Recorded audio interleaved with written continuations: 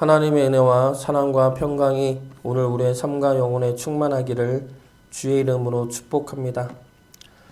요셉은 형들과 화해를 이루기를 원합니다. 그러나 화해는 한쪽이 일방적으로 원한다고 해서 되는 것이 아닙니다.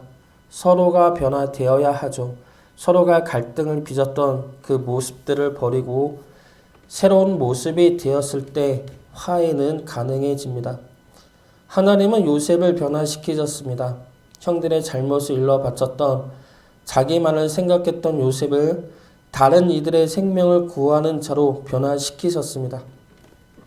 그리고 오늘 말씀을 통해 요셉의 형들 역시 변화되었음을 보여주고 있습니다. 이 변화는 하나님이 지난 20년이 넘는 시간 동안 요셉의 형들과 함께 하셨음을 보여주는 증거이죠. 하나님은 요셉의 형들에게도 역사하시어 그들을 화해의 자리에 설 수 있도록 이끄시고 역사하셨던 겁니다. 그러므로 야곱의 가정에 평안과 생명을 그리고 진정한 화해를 이루게 하십니다. 오늘 말씀에서 형들의 변화된 모습은 우리 역시 따라야 할 모습이고 그렇게 살아가야 할 모습입니다. 그 모습이 어떠한 모습인지 살펴보고 우리 역시도 이러한 모습으로 살아갈 수 있기를 주의 이름으로 축복합니다. 먼저 형들은 하나님께 묻는 자로 변화되었습니다. 28절 말씀 보겠습니다. 그가 그 형제에게 말하되 내 돈을 도로 넣었도다. 보라 자루 속에 있도다.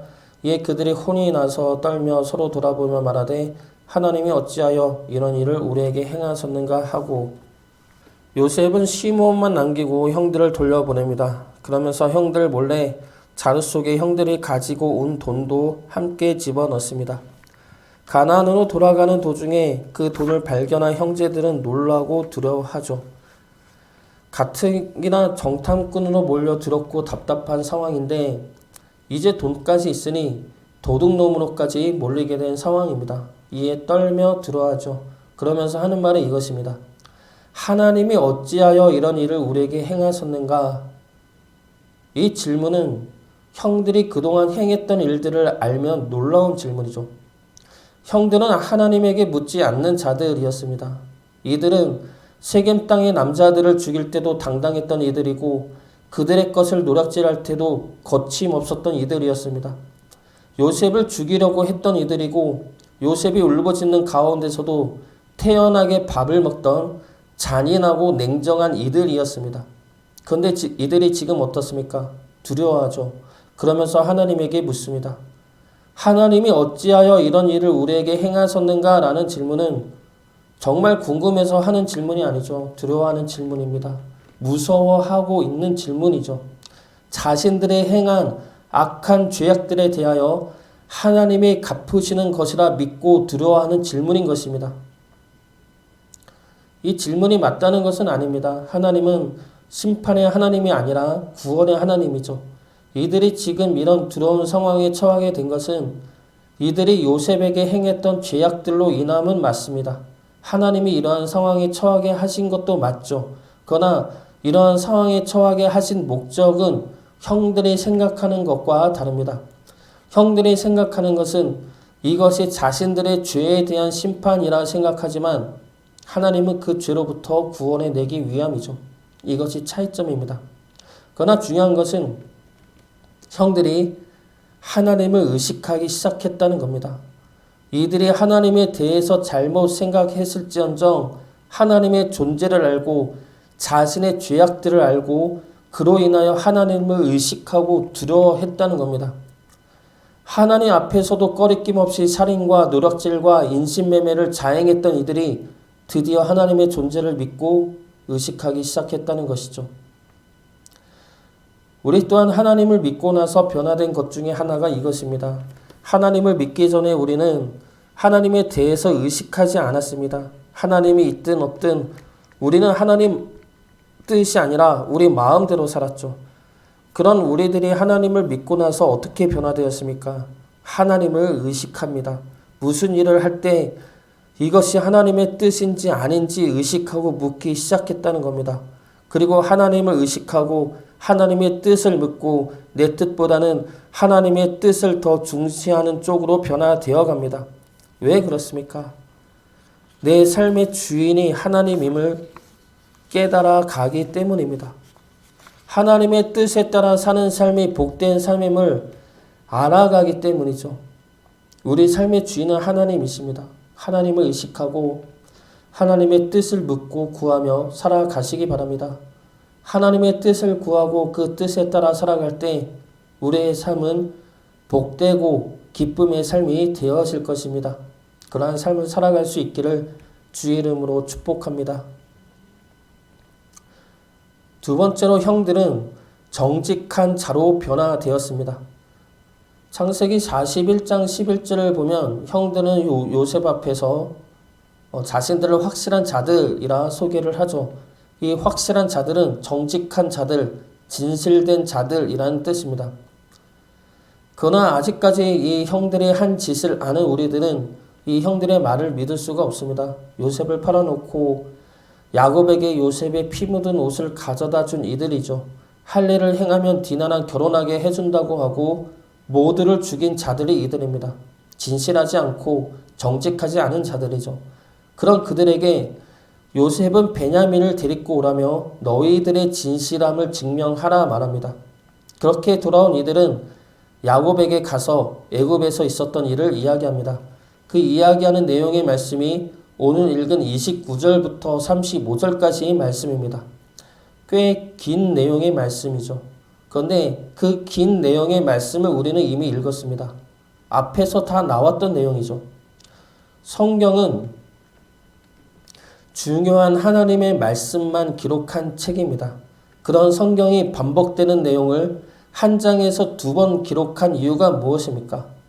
그것도 6절이나 할애해서 기록한 이유가 무엇입니까? 이 말씀이 형들의 정직함과 진실함을 증거하고 있는 말씀이기 때문입니다.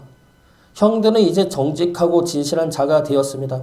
그래서 야곱에게 돌아와 애굽에서 있었던 일을 정직하게 이야기합니다. 그 과정에서 속이거나 가리는 것 없이 이야기하죠. 이것은 당연한 것이지만 형들은 그렇지 않았던 자들이기 때문에 놀라운 이야기가 되는 겁니다. 형들은 스스로 정직한 자라 소개할 만큼 스스로 정직한 자가 되었던 겁니다. 속임 자체로 우리와 우리 주변인들에게 고통이 될 수가 있습니다. 형들은 야곱을 속임으로 야곱을 슬프게 했고 그걸 보면서 스스로도 아파했습니다. 속임과 거짓은 우리가 버려야 할 것입니다. 속임을 통해 내가 원하는 것을 얻는다 해도 속임을 통해 지금 상황을 모면할 수 있다 해도 해서는 안 될 것입니다. 하나님이 아시기 때문이고 하나님의 뜻이 아니기 때문이죠. 그리고 그 속임을 통해 내가 원하는 상황을 만들겠다는 것 자체가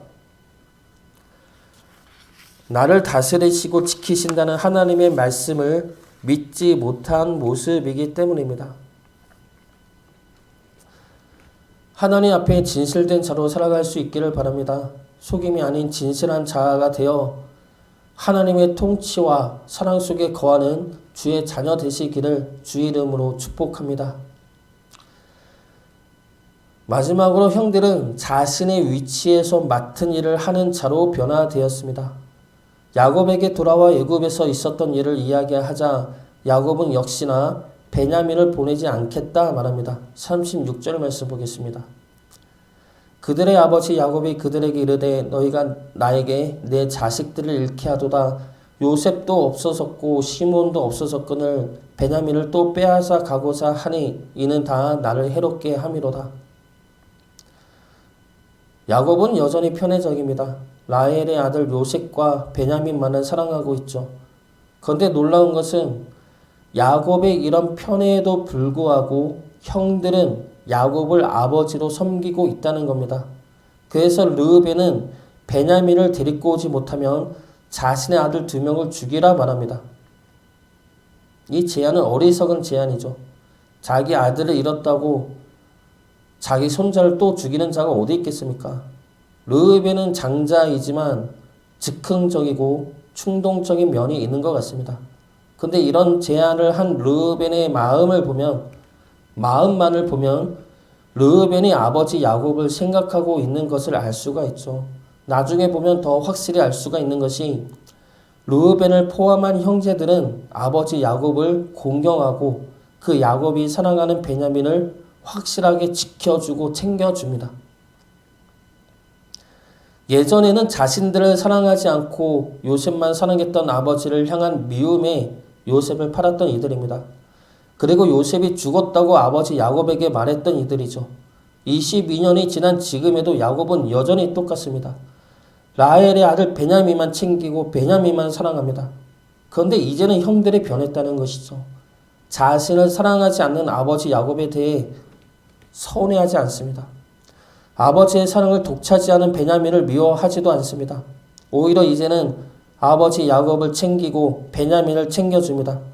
야곱을 위해 그리고 베냐민을 위해 자신들의 생명까지도 버릴 마음을 갖습니다. 어떻게 이렇게 변했습니까? 야곱이 어떻든 베냐민이 어떻든 자신들이 누구인지를 알았기 때문이죠.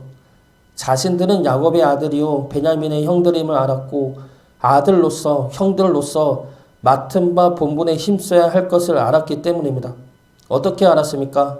자신들의 죄악을 통해 알게 된 것이죠. 자신들의 요셉을 팔아서 그래서 아버지 야곱이 슬퍼함으로 그 모든 것들을 보고 깨닫게 된 것입니다. 우리의 상황이 어떻든 우리 주변 환경이 어떻든 우리의 맡은 바 본분은 힘써 지켜야 할 것입니다. 아무도 인정하지 않고 누가 나를 괴롭게 하고 힘들게 해도 내 상황이 점점 더 힘들어져 가도 그래도 우리는 하나님의 자녀입니다. 하나님의 자녀이면 하나님의 자녀됨을 힘써 지켜야 할 것입니다. 그것이 우리가 살 수 있는 길이며 하나님의 능력을 보게 되는 길입니다. 우리는 구원받았지만 여전히 죄인들이고 성화되어야 할 자들입니다.